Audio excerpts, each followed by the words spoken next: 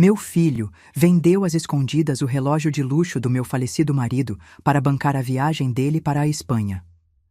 Ele não sabia que dentro daquele relógio havia um compartimento secreto com a senha para uma fortuna de quase 3 milhões. Mas o que ninguém esperava é que meu marido já previa a traição do próprio filho e deixou uma armadilha perfeita para proteger-me até depois da morte. Mas antes de continuar contando minha história, confira se você já está inscrito no canal e escreva nos comentários de onde você está assistindo este vídeo. Adoramos saber até onde nossas histórias estão chegando. Pare de reclamar, já foi vendido. As palavras de Miguel caíram como pedras em meu estômago, enquanto eu permanecia imóvel, com as mãos ainda molhadas da louça que lavava. Meu filho de 42 anos estava encostado no balcão da minha cozinha, braços cruzados, como se fosse o dono da casa. Seu rosto não mostrava o menor remorso. 6 meses após enterrar Francisco, meu marido de 43 anos e meu próprio filho tinha roubado o último objeto pessoal dele que eu usava diariamente. Aquele Rolex Submariner de 1978 que Francisco tinha economizado 3 meses de hora extra para comprar quando Miguel nasceu. Todas as manhãs eu dava corda ao relógio, um ritual que me conectava ao meu falecido marido. Jimena, minha nora, levantou os olhos do celular com aquela expressão de falsa preocupação que eu conhecia bem demais. Honestamente, Dolores, apegar-se a bens materiais não é saudável. Francisco não ia querer que você vivesse no passado, disse ela com aquela condescendência açucarada que tinha aperfeiçoado ao longo dos anos. Mordi a língua para não responder. Jimena vinha me dizendo o que Francisco ia querer desde o funeral, geralmente quando isso significava eu dar algo a eles. A casa de penhores do centro, disse Miguel finalmente, olhando para o relógio de pulso. Um Apple Watch caro, que provavelmente custava mais do que o valor pelo qual ele tinha vendido a lembrança mais preciosa que me restava de Francisco. Me deram R$1.000, nada mal para algo tão velho. R$1.000, por um Rolex que valia milhares de reais. O relógio que Francisco usou todos os dias de nosso casamento, exceto no dia em que morreu, quando o hospital me entregou num saco plástico junto com sua aliança. Aquele relógio valia pelo menos 30 mil, até mais, respondi, sentindo a raiva crescer. Jimena bufou. Em que mundo? Tá louca? Ele nem estava funcionando direito. A traição tem um sabor, amargo e metálico como moedas na língua. Parada ali na minha cozinha, encarando meu filho que aparentemente acreditava que o luto tinha data de validade, eu o saboreei plenamente pela primeira vez. Vou buscá-lo, anunciei com uma calma que não sentia. Miguel e Jimena trocaram olhares de superioridade, como se eu fosse uma criança teimosa fazendo birra. Boa sorte com isso, respondeu Miguel, já se dirigindo à porta. Nós voamos para a Espanha amanhã cedo. Jimena tem planejado essa viagem há meses. Depois que eles saíram, o silêncio da casa vazia pesou sobre mim como um cobertor molhado. Sentei-me à mesa da cozinha, as mãos tremendo levemente.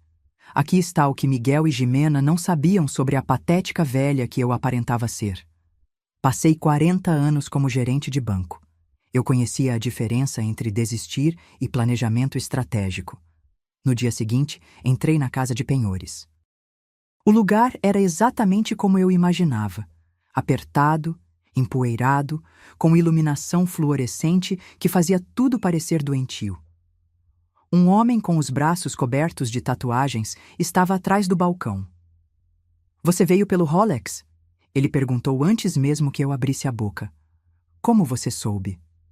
Seu filho me avisou que você poderia aparecer. Disse que você estava com dificuldade de desapegar. A audácia de Miguel me deixou momentaneamente sem palavras. Respirei fundo, tentando manter a compostura.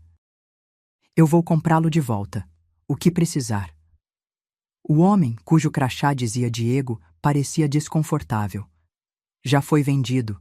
Um cara veio esta manhã, pagou em dinheiro. Meu coração afundou até meus calcanhares. Algum estranho estava andando pelo Rio de Janeiro usando o relógio de Francisco. e eu nunca mais o veria porque meu filho precisava de dinheiro para fazer passeios durante suas férias na Espanha. Mas encontramos algo estranho quando o estávamos limpando para a venda, continuou Diego, baixando a voz. Ele desapareceu nos fundos e voltou com um pequeno envelope pardo. Havia um compartimento escondido na parte de trás. Um trabalho realmente profissional. Encontrei isso aqui dentro. Ele retirou de dentro do envelope um pedaço de papel dobrado, amarelado pelo tempo. Na caligrafia cuidadosa de Francisco, o aniversário de Dolores, 15 de julho de 1955. O dia em que eu soube que me casaria com ela. Abaixo disso, uma série de números e letras que pareciam algum tipo de código. SS4457 CUI15AGDS. Olhei para o papel, minhas mãos tremendo. Em 43 anos de casamento, Francisco nunca tinha mencionado nenhum compartimento escondido. O homem que comprou o relógio, perguntei subitamente. Como ele era? A expressão de Diego mudou, tornando-se mais cautelosa. Por quê? Porque meu marido escondeu isso por uma razão, e acho que quem comprou aquele relógio pode estar prestes a ter uma surpresa.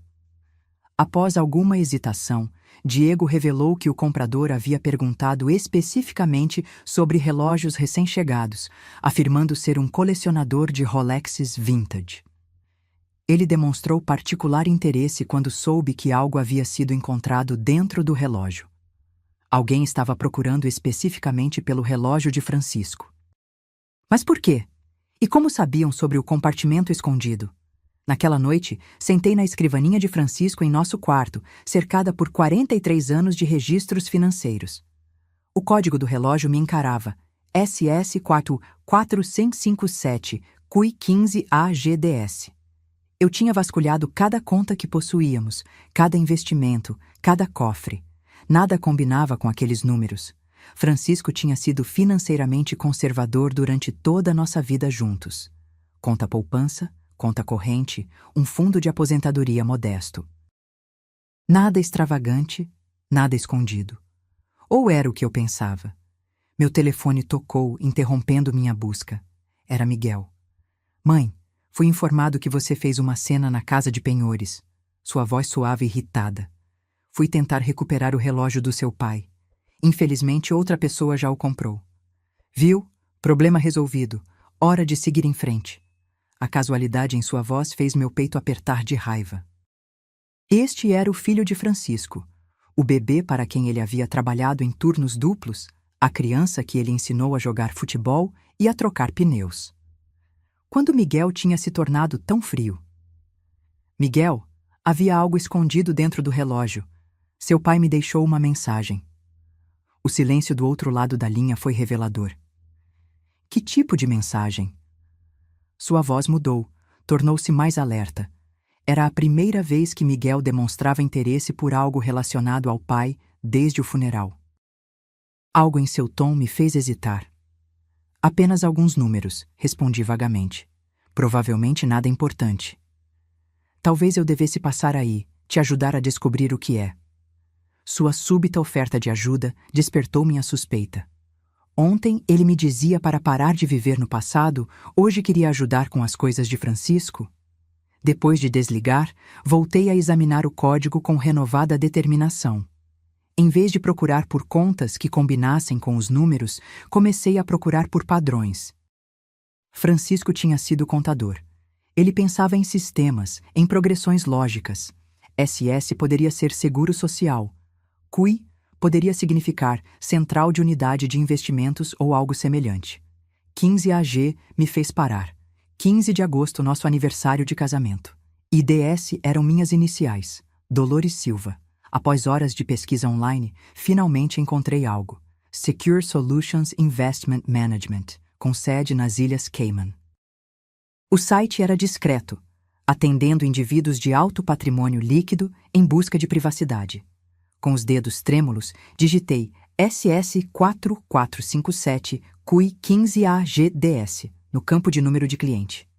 Número de conta válido, apareceu na tela. Agora eu precisava da senha. Algo que só eu saberia. Algo que Francisco sabia que eu descobriria. Tentei nossa data de casamento, nosso endereço, meu aniversário. Nada funcionou. Então me lembrei da anotação no papel. O aniversário de Dolores, 15 de julho de 1955. O dia em que eu soube que me casaria com ela. Não era meu aniversário real. 15 de julho foi o dia em que nos conhecemos, numa festa de verão no Parque Ibirapuera. Francisco sempre dizia que soube naquela noite que um dia se casaria comigo.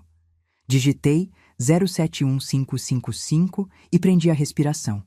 Acesso concedido. A tela que carregou me fez ofegar. Saldo atual da conta: 2.847.029,67. Francisco havia escondido quase 3 milhões de reais de mim durante todo o nosso casamento. Fiquei paralisada, olhando aqueles números até que se gravassem em minhas retinas. Meu primeiro instinto foi a raiva. Raiva pura pela decepção, pelas mentiras por omissão, por 43 anos de me preocupar se teríamos o suficiente para a aposentadoria enquanto Francisco secretamente guardava uma fortuna. Mas então, cliquei no histórico da conta. O primeiro depósito foi feito em 1982, 3 anos após o nascimento de Miguel. 5.000 reais. A anotação dizia: investimento de herança inicial, FS Herança. Francisco nunca havia mencionado nenhuma herança. Continuei examinando anos de depósitos, todos relativamente pequenos. 500 aqui, 1.000 ali. Contribuições regulares que explicavam por que ele tinha sido tão cuidadoso com nosso orçamento doméstico. Os depósitos continuaram até 2008, quando saltaram dramaticamente. Em vez de centenas de reais, Francisco estava depositando dezenas de milhares de cada vez. A anotação nesses depósitos maiores me fez gelar o sangue. Liquidação de imóveis, propriedades em São Paulo. Francisco estava comprando e vendendo imóveis sem meu conhecimento. Propriedades que eu nunca tinha visto. Investimentos sobre os quais nunca fui consultada, negócios que aparentemente o haviam tornado rico. Como você vive com alguém por 43 anos e não percebe que ele está conduzindo transações secretas? Encontrei uma pasta intitulada Dolores, acesso de emergência apenas. Dentro havia um arquivo de vídeo enviado apenas 3 meses antes de Francisco morrer. O rosto dele preencheu a tela, parecendo mais velho e mais cansado do que eu me lembrava. Estava sentado em seu escritório no trabalho. Dolores, se você está assistindo isso, eu já me fui. E algo deu errado. A voz dele era firme, mas seus olhos pareciam tristes. Eu esperava que você nunca precisasse acessar esta conta, que envelhecêssemos juntos e que eu eventualmente te contaria sobre ela durante o jantar um dia. Ele fez uma pausa, esfregando o rosto com aquele gesto familiar que usava sempre que estava resolvendo um problema difícil. O dinheiro não é meu, querida.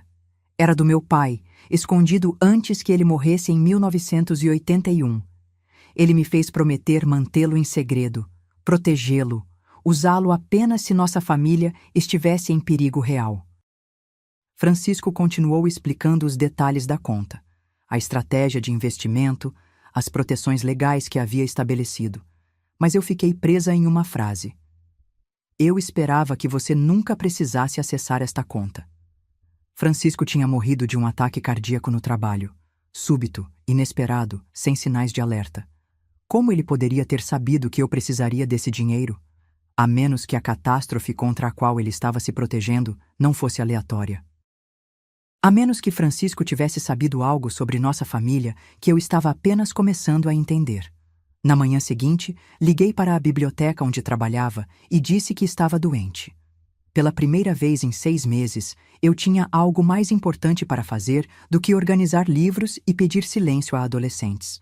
O último depósito de Francisco havia sido feito apenas 2 semanas antes de ele morrer, 25.000 reais, com a anotação venda de propriedade, liquidação de emergência. Francisco estava convertendo ativos em dinheiro antes de sua morte. Passei horas pesquisando cada transação imobiliária que Francisco tinha feito. O homem com quem fui casada por 43 anos aparentemente havia sido um magnata imobiliário secreto, comprando e vendendo propriedades por todo o Brasil. Mas o que me gelou o sangue foi descobrir que cada propriedade que Francisco havia vendido no último ano tinha sido comprada pelo mesmo comprador, uma empresa chamada Inversões Silva Lida. Silva também era o sobrenome de Miguel. Liguei para meu sobrinho Fernando, que trabalhava com imóveis. Fernando, você já ouviu falar de uma empresa chamada Inversões Silva? Na verdade, sim. Eles têm estado bastante ativos ultimamente, comprando propriedades em bons bairros, negócios em dinheiro, se movendo rápido. Por quê? Você sabe quem é o dono da empresa? Posso descobrir. Me dê uma hora. Enquanto esperava, continuei vasculhando a escrivaninha de Francisco. Escondida no fundo de seu arquivo, atrás de 40 anos de declarações de imposto de renda, encontrei uma pasta marcada Apólices de Seguro.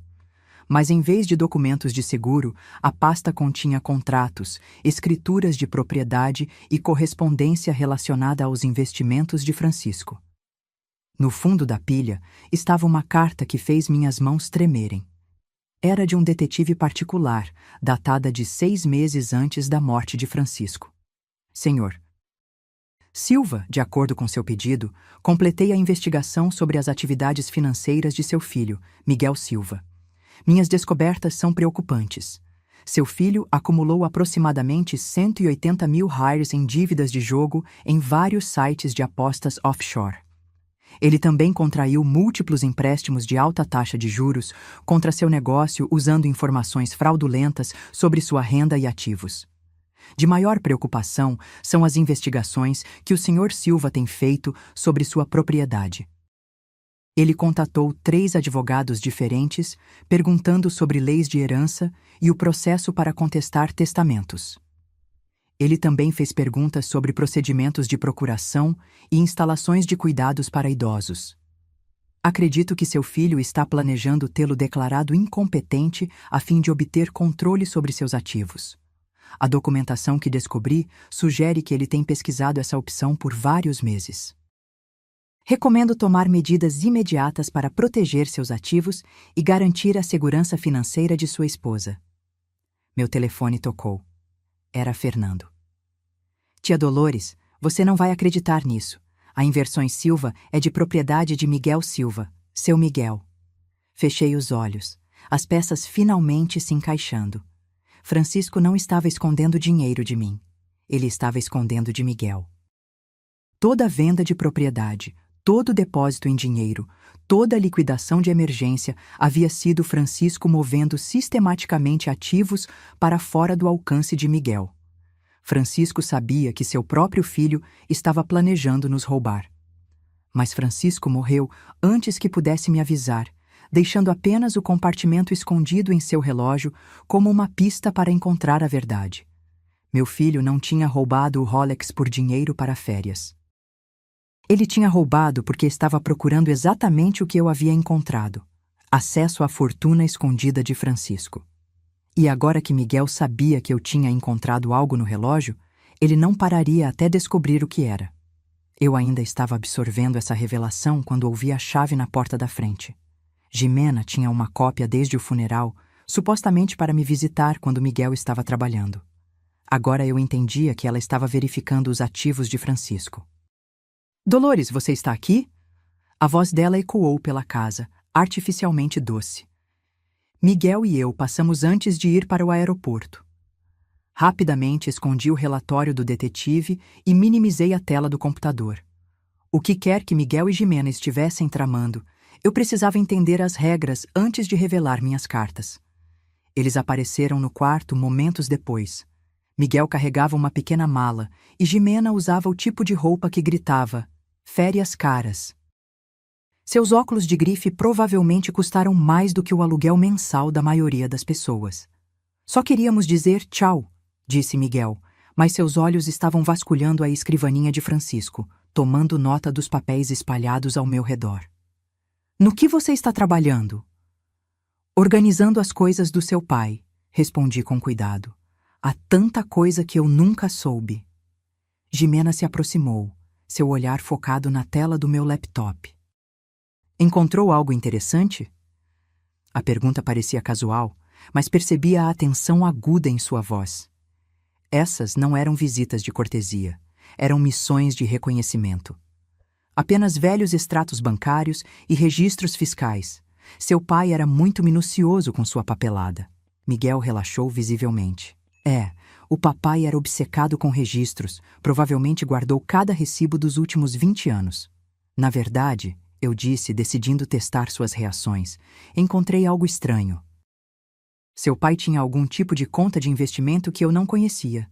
Nada importante, apenas alguns milhares. A mudança na expressão de ambos foi imediata e inconfundível. Miguel deu um passo à frente, tentando parecer casual, mas falhando completamente. Uma conta de investimento? Que tipo? Ainda não tenho certeza. A papelada é confusa. Talvez eu precise contratar um contador para me ajudar a entender. Jimena trocou um olhar rápido com Miguel. Nós poderíamos te ajudar com isso. Miguel é bom com documentos financeiros. Aposto que sim, pensei, lembrando do relatório sobre as dívidas de jogo e os pedidos de empréstimos fraudulentos. Isso é muito gentil, mas já marquei um horário com a antiga firma de contabilidade de Francisco. A mandíbula de Miguel se apertou. Mãe, esses caras cobram 300 harders por hora. Eu posso olhar a papelada de graça. Eu posso pagar 300 harders por hora, Miguel. O silêncio que se seguiu foi denso como neblina. A máscara de preocupação de Jimena estava escorregando, revelando a mulher calculista por baixo. Miguel praticamente vibrava com energia frustrada. É melhor a gente ir, disse Jimena finalmente. Não queremos perder nosso voo. Mas Miguel não se mexeu. Mãe, sobre a mensagem que você encontrou no relógio, talvez eu devesse dar uma olhada nesses números antes de sairmos, só para ter certeza de que não são algo importante. Que números? Perguntou Jimena bruscamente. Miguel lhe lançou um olhar de aviso.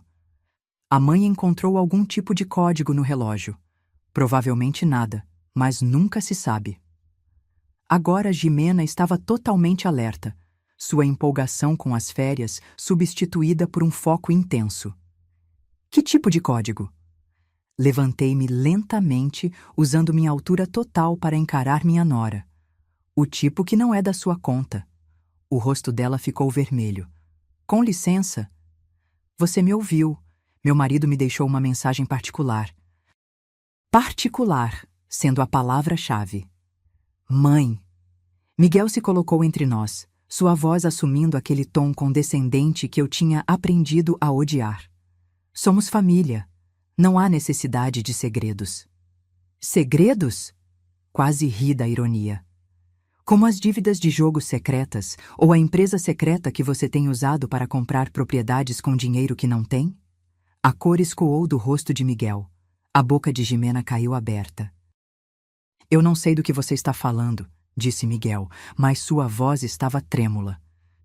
Inversões, Silva te diz algo? Seu pai sabia, Miguel. Ele sabia de tudo. Jimena se recuperou primeiro, sua voz tornando-se cruel. Sua velha louca, você não sabe de nada.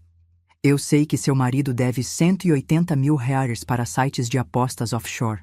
Sei que ele tem pesquisado como me declarar incompetente e sei que ele tem planejado isso por meses. Miguel se encostou no batente da porta como se seus cordões tivessem sido cortados. A luta saiu completamente dele. Como? Ele sussurrou. Seu pai contratou um detetive particular. Cada mentira, cada dívida, cada plano que você fez para nos roubar. Está tudo documentado. Caminhei até a escrivaninha e peguei o relatório, observando o rosto de Miguel enquanto ele reconhecia o cabeçalho. Francisco me protegeu de você, mesmo após sua morte. Aquele código que você está tão interessado é a chave para mais dinheiro do que você jamais sonhou. Dinheiro que nunca, jamais, pertencerá a você. Jimena agarrou o braço de Miguel. Precisamos ir agora. Mas Miguel estava me olhando com algo que se parecia com respeito pela primeira vez em anos. Ele realmente sabia. Ele sabia que o filho estava planejando roubar a própria mãe. Que tipo de homem isso te faz, Miguel? Por apenas um momento, Miguel pareceu o menininho que eu havia criado, confuso e envergonhado. Então, o aperto de Jimena em seu braço se intensificou, e o momento passou. Isso não acabou, Jimena sibilou enquanto eles se dirigiam para a porta. Sim, acabou, gritei para eles. Acabou desde o dia em que você decidiu que eu valia mais morta do que viva para você. A porta da frente bateu, me deixando sozinha com os segredos do meu marido e o conhecimento de que a verdadeira luta estava apenas começando. 2 dias depois, minha campainha tocou às 8h da manhã. Através do olho mágico, vi uma mulher em um terno caro segurando uma pasta. Atrás dela estava um homem que parecia ter saído diretamente de um catálogo de faculdade de direito. Senhora Silva, sou Catarina Ramos, da Ramos e Associados. Este é meu colega, David Kim. Representamos seu filho, Miguel, em algumas questões legais de família. Abri a porta, mas não os convidei a entrar. O que posso fazer por vocês? Catarina sorriu com o tipo de calor praticado que provavelmente custava $300 por hora. Senhora Silva, seu filho está preocupado com seu bem-estar. Ele nos pediu para discutir algumas opções que podem ser benéficas para todos os envolvidos. David deu um passo à frente, pegando um tablet. Entendemos que a senhora pode ter descoberto algumas contas financeiras que seu falecido marido mantinha privadas. Embora tenhamos certeza de que ele tinha boas intenções, gerenciar investimentos complexos pode ser avassalador, especialmente durante o processo de luto. Avassalador. Como se eu não tivesse passado 40 anos gerenciando nossas finanças domésticas até o último centavo. Aprecio sua preocupação, mas sou perfeitamente capaz de gerenciar meus próprios assuntos. O sorriso de Catarina permaneceu inalterado. Claro que a senhora é, mas considere isso. Seu filho poderia ajudar a carregar esse fardo. Nós elaboramos alguns documentos que dariam a Miguel procuração sobre suas decisões financeiras. Apenas temporariamente, até que a senhora tenha tido tempo para se recuperar do luto. Aí estava. Exatamente o que o detetive particular havia alertado. Temporariamente, repeti. E quem determina quando o meu período de luto acabou? David trocou um olhar com Catarina. Isso seria a seu critério, naturalmente. Naturalmente. Dei um passo para trás.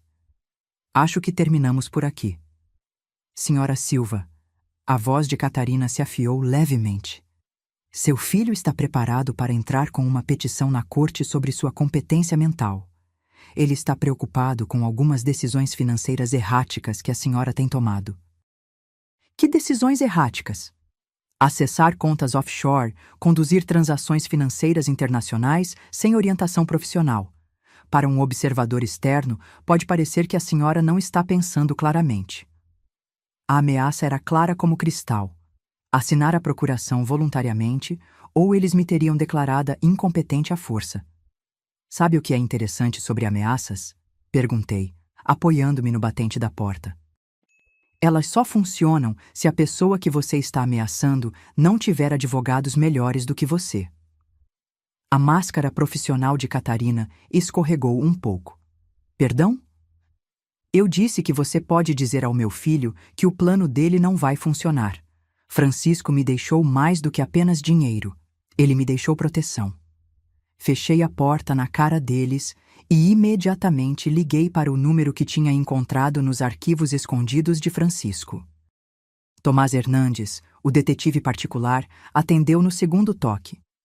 Senhor Hernandes, aqui é Dolores Silva, a viúva de Francisco Silva. Senhora Silva, eu estava esperando sua ligação. Francisco me disse que a senhora poderia precisar dos meus serviços um dia. Ele o fez? Cerca de 6 meses atrás, Francisco me pediu para preparar um pacote de defesa legal abrangente caso alguém tentasse desafiar sua competência ou seu direito aos ativos dele. Está tudo pronto. Francisco estava 3 passos à frente, mesmo na morte. Quão pronto? Senhora Silva, Quando eu terminar de apresentar as evidências das dívidas de jogo de Miguel, dos pedidos de empréstimos fraudulentos e das tentativas de manipular membros da família idosos, ele terá sorte se não enfrentar acusações criminais. Pela primeira vez em meses, sorri de verdade. Senhor Hernandes, acho que é hora de fazer alguns telefonemas. O escritório de Tomás Hernandes ficava em um elegante edifício no centro que exalava serviços legais caros. Sentada de frente para ele, revisando o pacote de defesa de Francisco, percebi que meu marido vinha planejando este confronto muito antes de morrer. Seu marido era minucioso, disse Tomás, espalhando documentos sobre sua mesa de mogno. Registros bancários mostrando as perdas de jogo de Miguel, gravações de áudio dele discutindo planos para ter a senhora declarada incompetente, até mesmo fotografias dele se encontrando com advogados de planejamento patrimonial. Gravações de áudio? Tomás assentiu sombriamente. Francisco suspeitou que Miguel estava planejando algo. Então, ele grampeou a casa de vocês no ano passado. Completamente legal, já que era sua própria propriedade. Pensei em todas as conversas que Miguel e Jimena tiveram na minha cozinha nos últimos meses. Cada comentário desdenhoso sobre meu estado mental, cada cálculo sobre os ativos de Francisco, cada piada cruel sobre me colocar em uma casa de repouso. Francisco tinha ouvido tudo. A mais, Tomás continuou. Francisco também descobriu que Jimena tem sistematicamente isolado a senhora da família e dos amigos.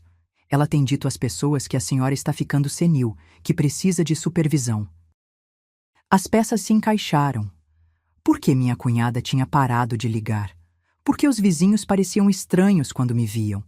Por que minhas amigas do Clube do Livro vinham me tratando como se eu fosse frágil? Quão extensa é a evidência?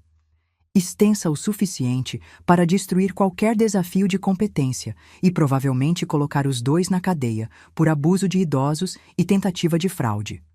Tomás pegou uma pasta grossa. Mas há mais uma coisa. Francisco deixou instruções específicas sobre o que fazer se a senhora precisasse acessar a conta offshore. Ele me entregou um envelope lacrado com meu nome escrito na caligrafia cuidadosa de Francisco. Dentro havia uma carta datada de apenas uma semana antes da morte dele. Minha querida Dolores, se você está lendo isso, então Miguel mostrou sua verdadeira face e você descobriu a conta que eu tenho construído por 40 anos. Eu sinto muito por não ter podido te contar sobre isso enquanto estava vivo, mas eu precisava protegê-la de Miguel até que fosse a hora certa. O dinheiro não é apenas uma herança, é justiça. Cada centavo veio de investimentos que eu fiz usando informações que Miguel pensava que estava escondendo de nós. Quando ele começou sua empresa imobiliária, ele se gabava de seus negócios internos e investimentos garantidos. O que ele não sabia é que eu estava ouvindo e investindo nas mesmas oportunidades com dinheiro que ele não sabia que existia. Miguel, sem saber, financiou sua própria queda. A cada propriedade que ele virou, eu comprei mais 3 na mesma área. A cada dica de ações que ele mencionava, eu investia com dinheiro da nossa herança original. A conta offshore existe porque eu usei a própria ganância de Miguel contra ele. Agora é sua vez de usar a ganância dele contra ele. Tomás tem instruções para fazer as transferências da conta imediatamente. Quando você ler esta carta, você terá uma independência financeira que Miguel nunca poderá tocar, mas mais importante, você terá o poder de escolher como isso termina. Você pode perdoá-lo, cuidar dele apesar de sua traição e esperar que ele aprenda a ser um homem melhor, ou pode deixá-lo enfrentar as consequências de tentar roubar da própria mãe. A escolha é sua, meu amor. Sempre foi. Para sempre seu, Francisco. Coloquei a carta na mesa com as mãos trêmulas. Francisco não apenas me protegeu de Miguel. Ele orquestrou a queda de Miguel, usando os próprios esquemas dele contra ele. Senhora Silva. Tomás me observava com cuidado. Está pronta para prosseguir? Pensei em Miguel quando era um menininho, animado com seu primeiro dia de escola. Então pensei nele parado na minha cozinha, me chamando de velha louca, enquanto sua esposa me ameaçava. Algumas pontes, uma vez queimadas, não podem ser reconstruídas. Senhor Hernandes, quero que o senhor arquive cada evidência que temos com as autoridades apropriadas, e quero que o senhor faça isso hoje. Na manhã seguinte, o caos chegou ao meu bairro tranquilo. Eu estava tomando café quando 3 SUVs pretos pararam na casa de Miguel e Jimena do outro lado da rua. Homens com jaquetas da Polícia Federal começaram a carregar caixas para fora da porta da frente. Meu telefone tocou imediatamente. Mãe, a voz de Miguel estava em pânico, desesperada. O que você fez? Eu me protegi, respondi calmamente, observando pela janela enquanto os agentes carregavam computadores e arquivos para seus veículos. O que você deveria ter feito pela sua família em vez de tentar roubá-los? Você não entende. Isso vai nos destruir. Vocês se destruíram, eu apenas documentei. A voz de Jimena surgiu ao fundo, estridente e furiosa. Sua velha bruxa vingativa. Nós estávamos tentando te ajudar. Roubando o relógio do meu marido? Planejando me declarar incompetente? Espalhando mentiras sobre minha saúde mental para me isolar de amigos e família? A linha ficou em silêncio, exceto pela respiração ofegante de Jimena. Francisco sabia de tudo, Miguel. Cada dívida, cada mentira, cada plano que você fez para nos roubar. Ele passou o último ano de sua vida me protegendo de seu próprio filho. O papai não faria isso. Seu pai contratou um detetive particular para documentar seu vício em jogos e seus planos de roubar minha herança. Ele grampeou nossa casa para gravar cada conversa que você teve sobre me colocar em uma casa de repouso. Ouvi Miguel fazer um som como um animal ferido. A Polícia Federal está apreendendo os registros do seu negócio porque as evidências de Francisco mostram que você tem usado informações fraudulentas para garantir empréstimos. A Receita Federal está te auditando porque você tem escondido renda. E o escritório do Procurador do Estado está te investigando por abuso de idosos. Mãe, por favor! A voz de Miguel se quebrou. Eu nunca quis que chegasse a isso. Quando começou, Miguel? Quando você decidiu que sua mãe valia mais para você morta do que viva? Longo silêncio.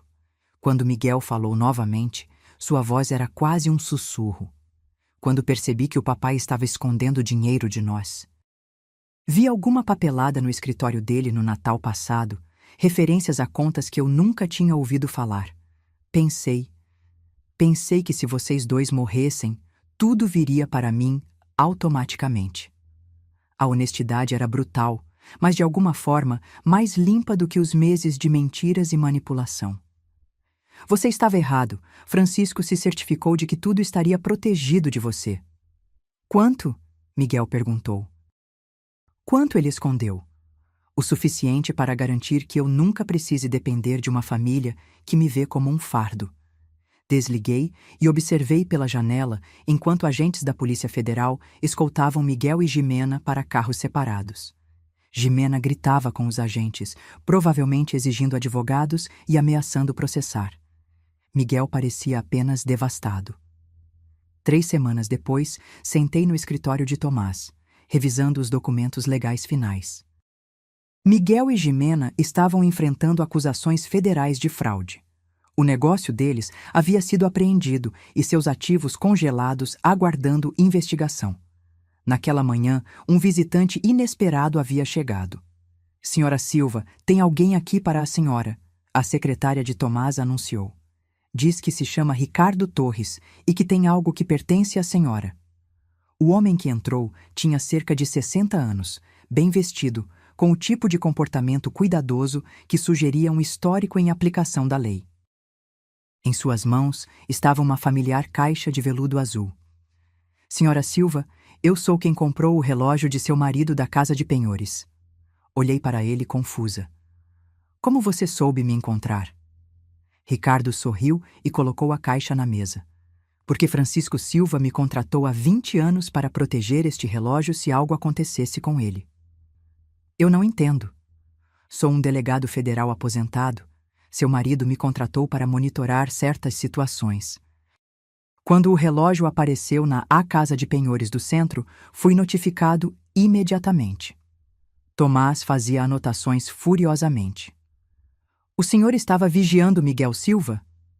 Entre outras coisas, Francisco foi minucioso em suas preparações. Ricardo abriu a caixa de veludo, revelando o Rolex de Francisco. Mas há algo mais que a senhora precisa saber sobre este relógio. Ele o virou e pressionou algo na parte de trás. Um segundo compartimento escondido se abriu, menor que o primeiro. Dentro havia um cartão micro SD. Francisco gravou tudo, senhora Silva. Cada conversa que Miguel teve sobre manipulá-la, cada encontro com advogados sobre declará-la incompetente, cada discussão sobre o que fazer com seus ativos depois que a senhora se fosse. A sala girou um pouco. Francisco esteve gravando Miguel por 18 meses. Áudio, vídeo, registros financeiros, tudo o que era necessário para garantir que Miguel nunca pudesse desafiar com sucesso minha competência mental ou meu direito à herança. Ricardo inseriu o cartão SD no computador de Tomás. A tela se encheu de pasta após pasta de evidências, gravações de áudio, arquivos de vídeo, documentos financeiros, até mesmo fotografias de Miguel se encontrando com advogados e jogadores. Seu marido a amou o suficiente para passar os últimos 2 anos de sua vida construindo uma defesa legal inquebrável contra seu próprio filho. Pensei nos últimos meses de Francisco. Como ele parecia estressado. Quantas reuniões de trabalho ele tinha à noite. Ele não estava se escondendo de mim. Ele estava me protegendo. Há mais uma coisa, Ricardo disse calmamente. Francisco deixou instruções específicas sobre o que fazer se Miguel tentasse declará-la incompetente. Ele me entregou um último envelope lacrado, este com o título Dolores Plano de Proteção Final. Dentro havia um documento que me fez prender a respiração. No caso de Miguel Silva tentar uma ação legal contra a competência mental de Dolores Silva, os seguintes ativos serão transferidos imediatamente para o Hospital de Câncer de Barretos, em nome de Miguel Silva. Toda a propriedade de propriedade da Inversões Silva Liteda. Todas as dívidas de jogo e empréstimos pendentes. Todos os honorários advocatícios e custos judiciais associados a acusações de abuso de idosos. Miguel Silva será pessoalmente responsável por todas as dívidas e consequências legais, enquanto não receberá nenhum benefício de qualquer herança ou transferência de ativos. Francisco tinha arranjado para Miguel herdar sua própria destruição. Seu marido era um homem brilhante, disse Tomás com admiração. Ele transformou a ganância de Miguel em uma armadilha legal. Francisco sabia que Miguel nunca pararia de tentar pegar o dinheiro, Ricardo explicou. Então ele se certificou de que qualquer tentativa de roubar de você resultaria em Miguel perdendo tudo o que ele já tinha.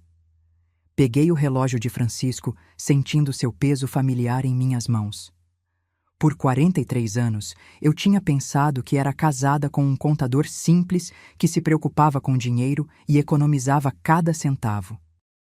Em vez disso, eu tinha sido casada com um mestre estrategista que passou 2 anos orquestrando o plano de proteção mais elaborado da história legal. Senhora Silva, Ricardo disse gentilmente. Seu marido me pediu para te dar uma mensagem final se este dia chegasse. Ele me entregou um último envelope. Dentro, na caligrafia de Francisco. Dolores, você sempre foi mais forte do que sabia. Eu apenas me certifiquei de que você teria as ferramentas para provar isso. Com amor, para sempre seu, Francisco.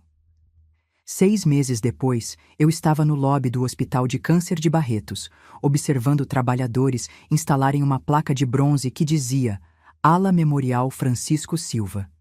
A fortuna de Francisco tinha sido mais do que suficiente para garantir meu futuro e financiar a expansão do hospital que ele sempre sonhou. A ironia final era que a tentativa de Miguel de me roubar resultou diretamente na maior doação de caridade na história do hospital. Minha campainha tocou enquanto eu preparava o jantar. Através do olho mágico, vi uma jovem com os olhos de Miguel e um sorriso nervoso. Abuela Dolores, sou eu, Sofia, a filha de Miguel. Eu não a via desde o funeral de Francisco. Quando ela estava terminando a faculdade e começando seu primeiro emprego, Jimena tinha se certificado de me afastar dos netos junto com todos os outros. Abri a porta. Sofia, que surpresa! Eu sei que deveria ter ligado antes. Ela estava torcendo as mãos nervosamente. Eu soube do papai e da Jimena sobre o que eles fizeram com a senhora. Eu queria pedir desculpas. Você não tem nada pelo que se desculpar. Eu tenho, sim. Eu sabia que algo estava errado. O papai fazia perguntas estranhas sobre as finanças do vovô Francisco, e a Jimena estava sempre fazendo comentários sobre sua memória. Eu deveria ter dito algo. Estudei o rosto da minha neta, vendo a honestidade de Francisco ali junto com as feições de Miguel. Entre, querida, vamos conversar. Durante o jantar, Sofia me contou sobre seu novo emprego como professora do ensino fundamental, seu noivado com um jovem médico e sua culpa pelos crimes de seu pai. Eu fico pensando que deveria visitá-lo na prisão, ela disse. Mas estou tão brava com o que ele fez com a senhora. A raiva é normal, mas Miguel ainda é seu pai. Como a senhora pode não o odiar? Pensei na carta de Francisco, na escolha que ele me deu entre perdão e justiça. Porque o ódio significaria que ele ainda tinha poder sobre mim. Eu escolho a paz.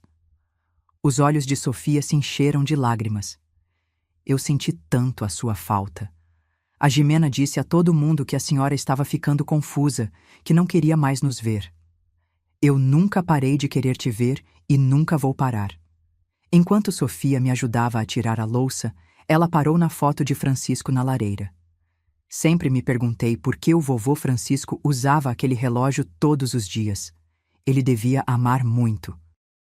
Sorri, pensando nos compartimentos escondidos, na conta offshore, no plano de proteção elaborado que tinha salvado minha vida. Ele amava o que ele protegia. Naquela noite, depois que Sofia saiu com a promessa de visitar toda semana, sentei-me no meu alpendre, observando o pôr do sol. O relógio de Francisco estava no meu pulso, marcando o tempo perfeitamente. Ele tinha partido há 8 meses, mas de alguma forma ainda estava cuidando de mim.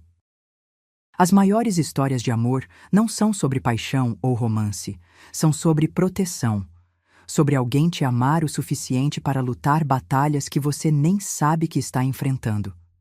Francisco passou anos se preparando para uma guerra que eu nunca vi chegar, garantindo que sua morte não me deixasse indefesa contra a ganância de seu próprio filho. Algumas pessoas passam a vida inteira procurando por esse tipo de amor.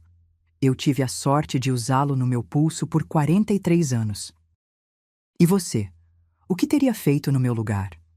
Teria confrontado seu filho ou teria agido em silêncio? Deixe a sua opinião nos comentários. Não se esqueça de curtir este vídeo, se inscrever no canal e compartilhar com aquela pessoa que precisa saber que a justiça sempre encontra um caminho, não importa o tempo que leve.